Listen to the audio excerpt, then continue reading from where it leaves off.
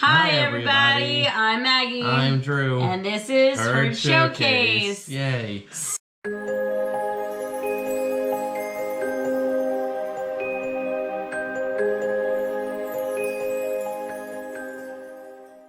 So Disney Plus is here at last. Yes, finally. They announced Disney Plus before it actually had like a name. Mm-hmm. D23 like 4 years 2017, ago. Yeah. We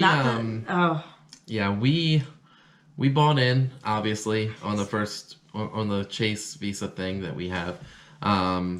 So we'll talk content, user friendliness. Is it worth it? And just general stuff.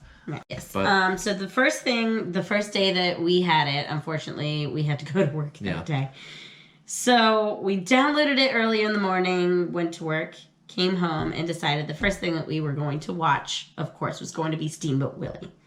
First thing Walt created, felt necessary, felt needed. So after Steamboat Willie, we watched Imagineering. The Imagineering story, which if you have not seen that, you need to watch it. It's amazing. As two hardcore Disney buffs that think we know everything, we learned a lot. There was information that we knew. Obviously, people who probably don't know much about the Disney company and its early origins probably wouldn't know. The first episode started with the creation of Disneyland, and it goes into a little bit of like the animation movies and stuff, but not quite as much. It was pretty much focused on Disneyland. And near the end of the episode, they talked about Walt's death, and it was the first time that we've heard a few cast members actually talk about Walt's death and how it impacted them. Like, you always heard about, what it did to the company and how people weren't really sure what was going to happen. But this was from literally the mouths and the faces of some of these Imagineers who worked closely with him. And it really kind of hit hard. Like, oh my gosh. This has had to have been in production for quite some time.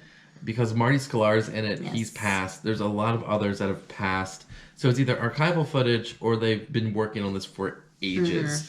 It's probably a combination of both. Yes. Definitely worth a watch. Sticking with original content, The Mandalorian. Yes. I don't have a lot I have to say about it. I'm sure the internet's already broken because of it. The internet's broken by Baby Yoda. That's not actually Yoda. The Mandalorian in itself is worth $6.99 a month. Everything else is just extra. The Mandalorian is phenomenal. It is, some people have described it as kind of closer to Rogue One in terms of gritty. Yes. But it's not a feel-good, yippee Star Wars Skywalker story. I can see where they would say that, definitely. Yeah, it's definitely got a Rogue One Solo-esque vibe to it. Very cool. Every episode feels like a movie. Feels like a Star Wars movie in terms of like the production and like the filming and the scenery and stuff. The music and the scores. Oh, I think John Williams did it, I think. Right? More than likely. Lady and the Tramp was amazing. It was cute. Oh, so cute. You actually enjoyed it more than you I enjoyed it more than I thought I would. Did. The fact that they used real dogs, real rescue dogs. Real rescue dogs that ended up getting adopted at the end of production. But these were dogs who literally had no training, and it was, they tugged at your heartstrings, man. Yeah. They tugged at your heartstrings. So. And they gave Tramp a little bit of a backstory, which did not happen in the original animated one. He does get a little bit of a backstory. It was so well done, so good. I was so looking forward to it, and I was not disappointed. No, it was good. It was cute. Definitely I recommend that it. one. We watched Encore, which for me that was hit or miss. I heard the second episode was better. Okay. In terms of like maybe not as much sob story. Yeah, I feel like they picked the high school where everyone had some sort of messed up story, and it's a real feel. And I mean, it was cute. I'm a theater kid at heart, and to be able to do that is kind of cool. Would I do it with my class? Maybe. I would.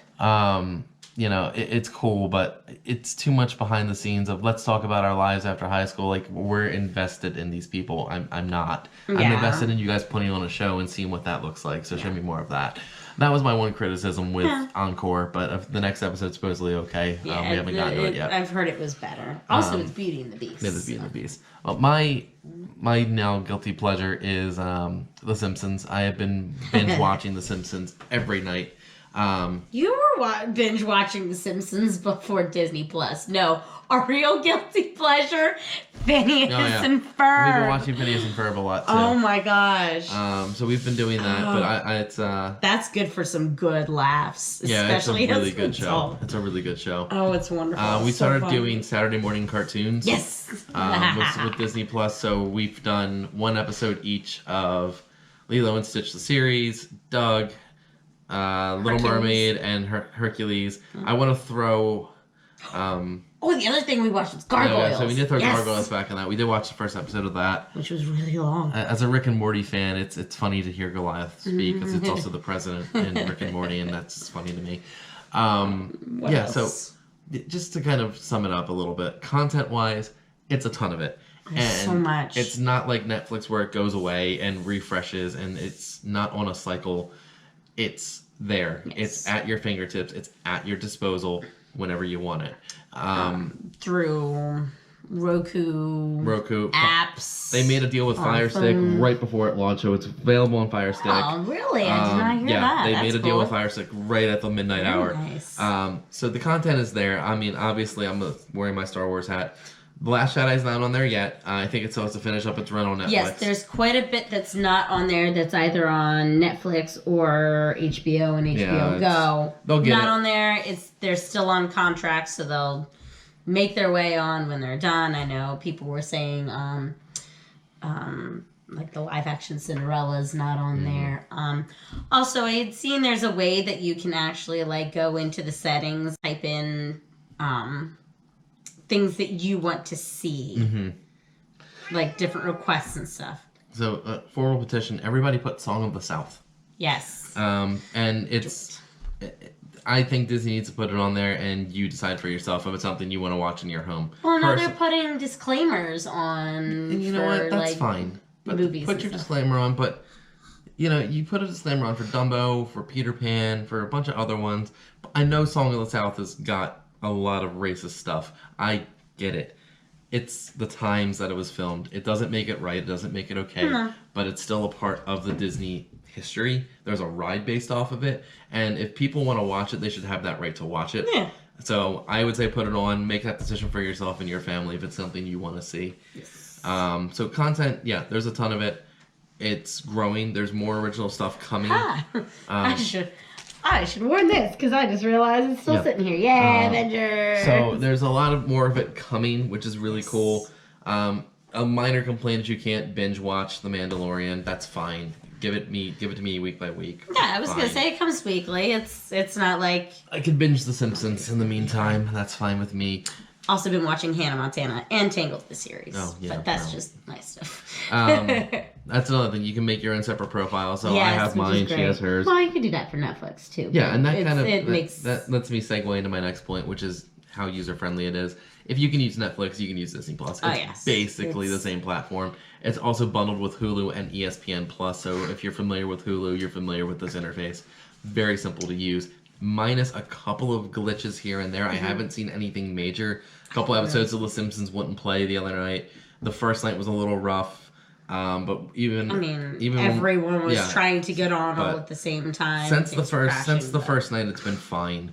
What else I want to talk about? I will say it's honestly how they have things organized are amazing because they have like movies and series, and in each movie, in like the movie category, it has like princesses, classics, live action, action adventure. Like they have things so organized. It's really, honestly, it's really nice that they have that way. That if you're like, I don't know what I want to watch, but I know I want to watch a princess movie. Like you can go in and watch it. So it's very easy to navigate, I guess you could say. So The last thing I want to talk about Disney Plus is it worth the money? It's a resounding yes. It would be worth $10. Because, I mean, no, think about it this way. One, you can bundle it with Hulu and ESPN for $13 a month. That's a steal. Yes. We don't have that bundle because ESPN Plus doesn't interest either of us. I could care less about it. So I have Hulu. I have Disney Plus for 3 years. That's fine. $6 a month just for Disney Plus.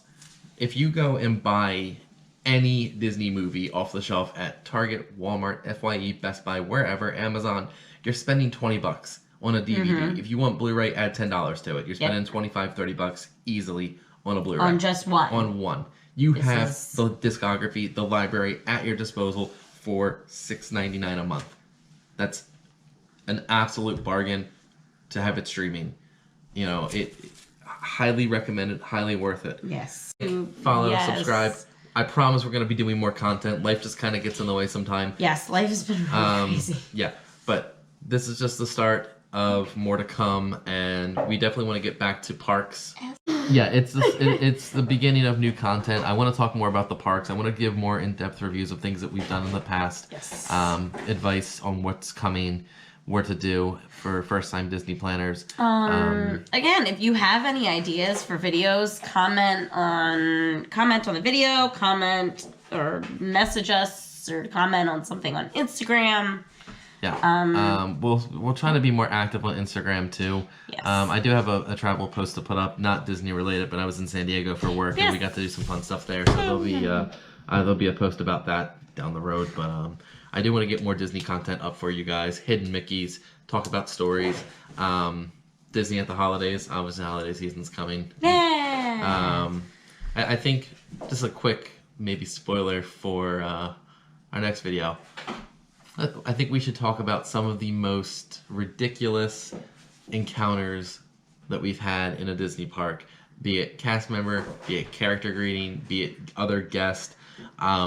We have 1,000 stories that we could tell. Oh no! I had at least 4 jump into my mind. Most of which you won't believe. So if you're interested in hearing some really funny stuff next go, keep a lookout on our space. Until then, ta-ta for now. TTFN, ta-ta for now. Bye, everybody.